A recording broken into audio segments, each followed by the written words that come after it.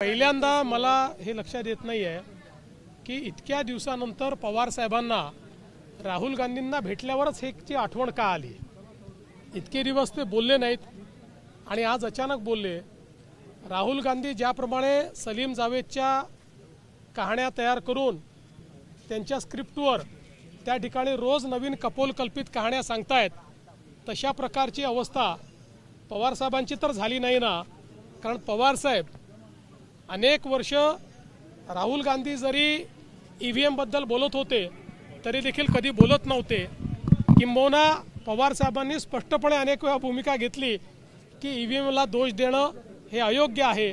आणि आता अचानक मला असं वाटतं की अशा प्रकारे जे काही पवार साहेब बोलले आहेत राहुल गांधींच्या भेटीचा परिणाम दिसतोय। स्थानिक स्वराज्य संस्थांच्या निवडणुका डोळ्यासमोर ठेवून एक प्रकारचा हा संभ्रम निर्माण केला जातोय। कितीही संभ्रम निर्माण झाला तरीही भारता एवढ्या फ्री अँड फेअर निवडणुका कुठे होत नाहीत हे सर्वांना माहिती आहे। आणि या संदर्भात सगळ्यात महत्त्वाचं सर्व मंडळी जनतेत बोलते, हे सगळे बोलतायत, पण इलेक्शन कमिशननी बोलवल्यावर हे कोणी जात नाही।